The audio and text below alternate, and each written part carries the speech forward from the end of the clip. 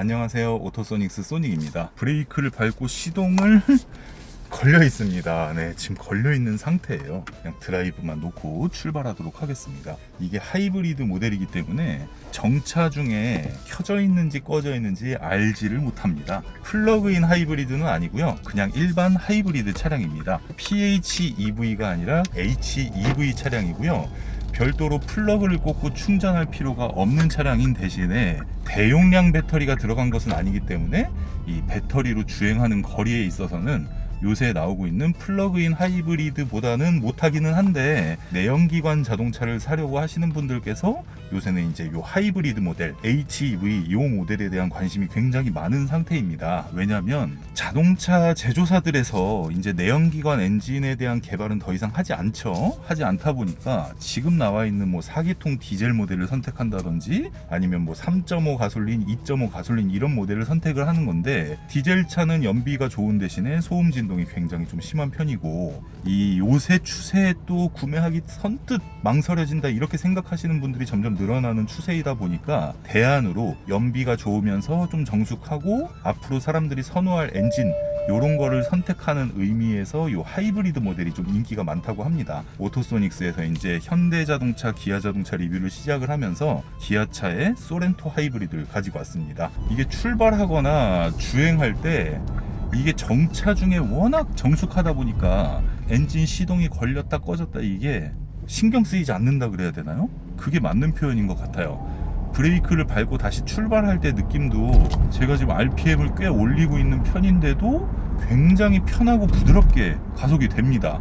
그런데 이 크락션 소리도 괜찮네.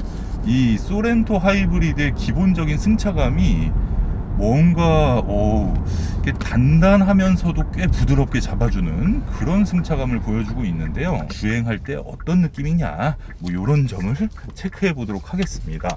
이 소렌토의 수요층을 보면 옵션을 진짜 좋게 할 경우에는 4천만 원대 후반 뭐 이렇게 구매하시는 분들이 많은 것 같은데, 그 가격대에 구매할 수 있는 수입 SUV를 본다고 하면 뭐 볼보의 XC40이나 폭스바겐 티구안이나 조금 돈 더 보태가지고 뭐 BMW X1, 벤츠의 GLB, GLA 이런 식으로 약간 수입차에서는 엔트리급을 구매를 해야 되거든요. 예전보다는 옵션이 많아지긴 했지만 이렇게 방지턱 충격이 조금 있네. 모르고 넘었을 때, 알고 이렇게 브레이크 밟고 이거 말고 그렇게 한데, 수입차의 SUV를 준준형급이나 아니면 소형급을 구매를 하다 보니까 옵션이 좀 섭섭하게 나름이에요. 그런데 이 소렌토는 원하는 대로 옵션을 넣을 수가 있고, 이게 지금 6인승 모델인데요. 6인승 시트가 뒤에 뭐 2명만 태울다고 할 때는 이 시트들을 뒤로 좀 많이 밀어놨는데도 괜찮습니다. 공간적인 부분이 카니발을 타는 것 같은 그런 느낌이 들고, 기본적인 시내 주행 속도로 제가 주행을 하면서 여기에 이제 실시간으로 연비 표기를 해놓은 창을 보고 있습니다. 하이브리드 모델에서 세계적으로 프리미엄 시장에서 가장 많이 판매됐던 차량이 렉서스 ES300H라는 모델인데요. 세단이죠. 그 차량이 진짜 다른 거는 잘 모르겠는데 연비 하나는 예술이었거든요. 근데 이 소렌토 하이브리드가 지금 표기되고 있는 연비가 리터당 14.6km인데 제가 솔직히 이렇게 막 연비 운전을 하지는 않거든요. 커브길 나오는데 조금 빠르지 않은 속도에서 몸이 조금 쏠리긴 하는구나. 여기서 이제 조금만 더 가면 왔다 갔다를 막 할 수가 있으니까 그 길에서 제대로 한번 평가를 해보도록 하고요. 그냥 얘기하면서 차에 집중 안 하고 대충 이렇게 탈 때는 나쁘지 않네요. 나쁘지 않고, 여기서 커브길을 조금 세게 도는데 이런 건 많이 낫다. 이런 건 나쁘다.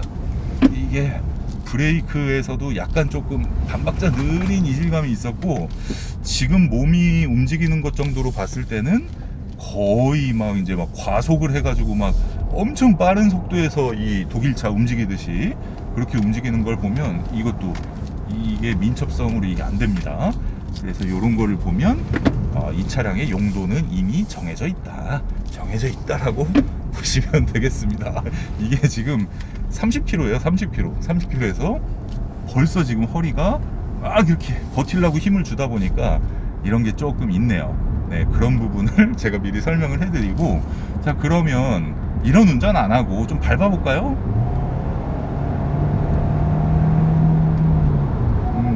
사운드가 거의 안 들립니다. 굉장히 정숙해서 뭐 엔진 소리를 평가하기 조금 무리가 있는데, 웅 하고 가속 페달을 딱 뗐을 때도 이런 식으로 여운이 굉장히 많이 남아 있어요. 밟다가 다시 밟으면 반응을 안 했다가 이제 또 가속하고 떼면 그러니까 이 차량을 진짜 막 내가 패밀리카로 구매를 하는데 가끔 혼자 탈 때 진짜 나는 성격이 급해서 엄청 밟고 다니고 막 이런 사람이다 이러면 소렌토 하이브리드를 선택하는 게 글쎄 좋은 선택일까라는 생각이 듭니다.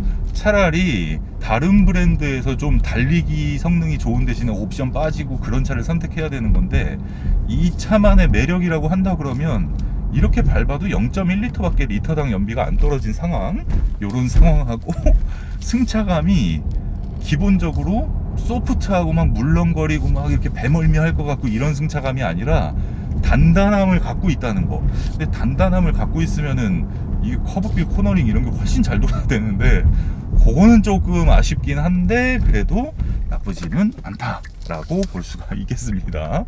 이게 무슨 말이냐면, 기본적인 승차감이 단단한데 또 딱딱하지는 않아요. 막 통통 튀거나 그러지는 않은데, 이렇게 승차감이 슝 이게 아니라 쭝쭝쭝 이런 정도 차이에서 쭉 이렇게 중간 정도에 위치하는 그런 단단한 편에 속하는 승차감이다 라고 볼 수가 있겠고, 이게 세단과 SUV의 경계점이 점점 없어지는 추세잖아요. 그래서 복합적인 자동차 기준으로 할 때 제가 설명을 해드린 것이지, SUV에 대한 거부감을 갖고 있는 사람들 있죠. SUV는 막 이렇게 엄청 흔들거리고 이런 거에 대한 거부감을 갖고 있으신 분께서 이 소렌토 하이브리드를 시승을 했을 때는 승차감이 굉장히 좋은 거예요. 진짜 굉장히 좋은 겁니다. 그런 식으로 생각을 하셔야 될 것 같아요. 그러니까 SUV 치고는 승차감이 좋은 편이고, 복합적으로 봤을 때 세단을 타시던 분이 탔을 때는 단단하긴 한데, 이 부분이 너무 물렁거리면 요 2열 시트에서 SUV 멀미를 할 수가 있거든요. 멀미를 하지 않는 정도로 단단하면서 이게 또 너무 물렁거리지는 않는데 이건 안 된다. 이게 그거를 설명해 드리는 겁니다. 방금 해드린 이렇게 왼쪽 갔다 오른쪽 갔다 이거는 평상시 주행에서 그렇게 타는 사람이 어디 있겠습니까? 그런데 내가 차선을 이렇게 막 운전하다가 딱 바꿨는데 뭐가 있어서 아이구야 하고 다시 꺾을 때, 이 차를 내가 주행을 하면서 언젠가 한 번쯤은 겪을 수 있는 그런 상황을 만났을 때 우리가 대응할 수 있는 능력치를 보기 위해서 이런 자동차의 민첩성이라든지 제동력이라든지 이런 거를 보는 거거든요.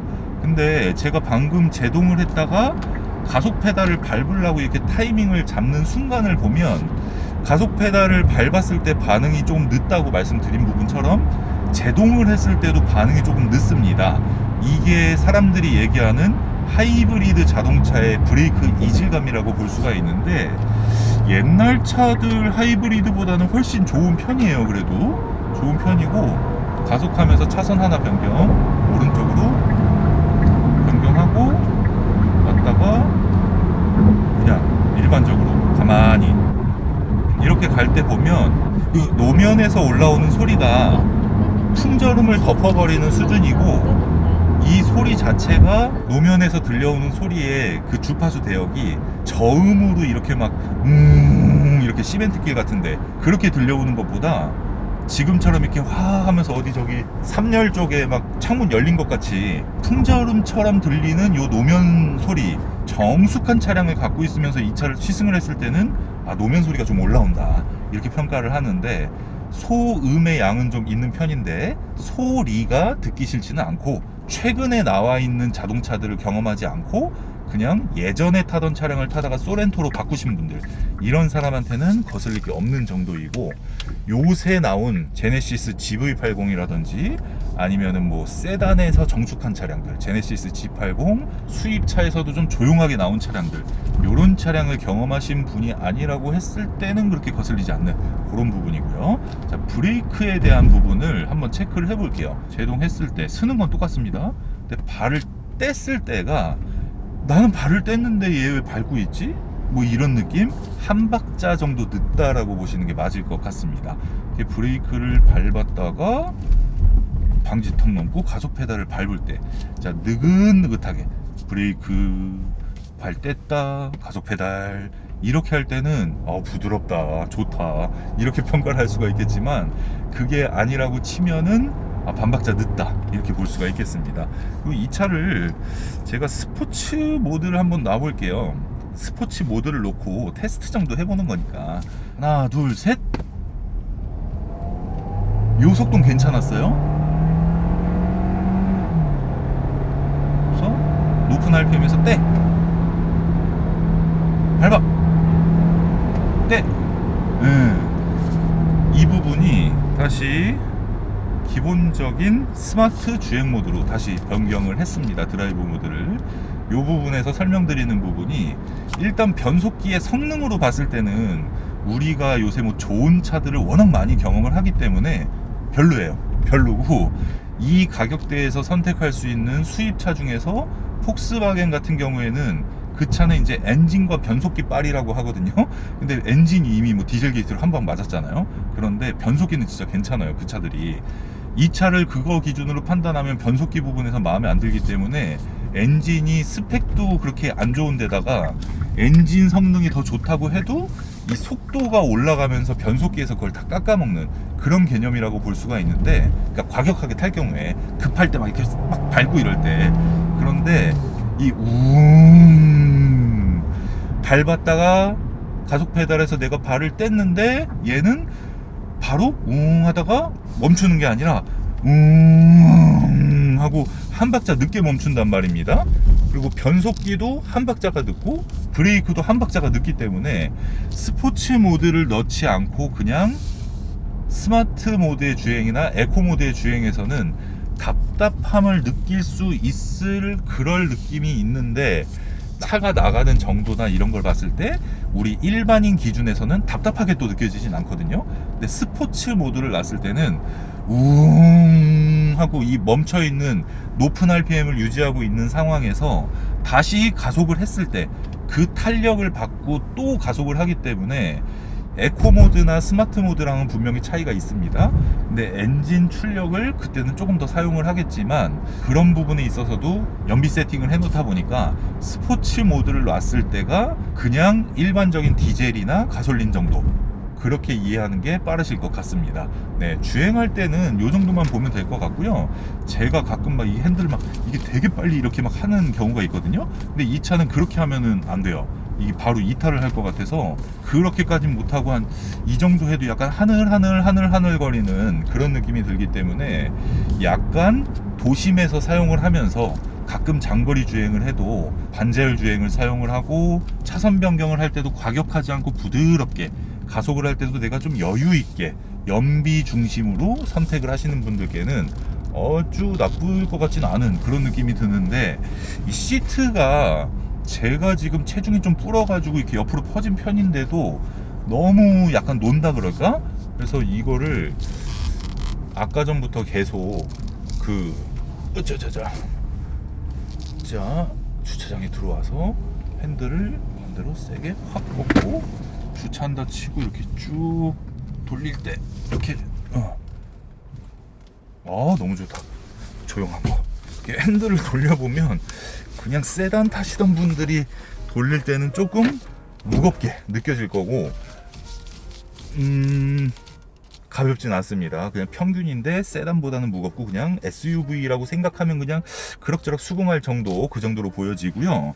이 보여지는 부분 사이드 미러가 굉장히 큰데 하여튼 그냥 굉장히 커. 하여튼 굉장히 크고 계기판에도 이 화면을 보여주고 뭔가 그 손잡이 이 손잡이도 아주 좀 투박해요. 디자인이 이 손이 엄청 큰 사람 그리고 이 시트도 옆으로 더 퍼진 사람 근데 이 다리 길이 허벅지를 받쳐주는 거는 그렇게 길지가 않고 이런 걸 봤을 때 유럽 사람과 한국 사람의 체형, 중국 사람의 체형 이런 쪽 체형보다는 약간 미국 쪽에 맞춰진 그런 체형인 것 같습니다. 그러다 보니까 지금 정도 주행을 했을 때 약간 허리에 무리가 오기 시작하는 그런 부분이 있어서 내가 무엇을 중요하게 생각하느냐 이런 거에 따라서 선택을 하시는데 제가 카니발과 비교를 한다고 했을 때는 카니발 시트, 운전석 시트 좀 불편한 거 그런 거나 이 소렌토나 그거에 대해서는 큰 차이가 없는 것 같고요. 이렇게 누워서 운전하는 사람 이렇게 등받이를 앞으로 좀 가고 이런 사람은 진짜 허리 죽어나가고 그나마 이렇게 꼿꼿하게 이런 식으로 세워가지고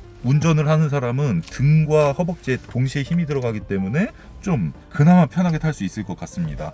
거의 포커스는 연비에 맞춰져 있고 이런 과격한 주행을 했을 때 수입차에 2.0L 가솔린이라고 했으면 연비가 한 9km, 10km 정도 나왔을 건데 이 소렌토 하이브리드는 지금 14.4km를 가리키고 있는 굉장한 모습을 보여주고 있고요. 누적된 연비를 제외하고 이 차를 시승한 것만 쳐도 괜찮습니다. 이걸 연비 주행을 하겠다고 마음을 먹고 주행을 한다 그러면 아주 높은 연비를 만들면서 장거리를 탈 때도 여러 명이 시승을 하고 동승할 수 있는 그런 부분인데 주행 능력에 대한 평가를 거의 뭐 최고 수준의 브랜드인 독일차나 뭐 이런 쪽이랑 비교하기에는 당연히 무리가 있고 이 차량 가격이나 이런 걸 생각을 했을 때 얘보다 옵션이 좀 빠지고 차가 작아지는 수입차의 주행 성능을 보고 선택을 할 것이냐 옵션 많고 이 시트 색감이며 이런 모든 게 편하고 정비를 한다든지 중고차 팔 때도 편하고 가격도 잘 받고 옵션도 내 마음대로 넣고 이런 부분에서 장점을 느껴서 기아 소렌토 그 중에서도 하이브리드를 선택할 것인지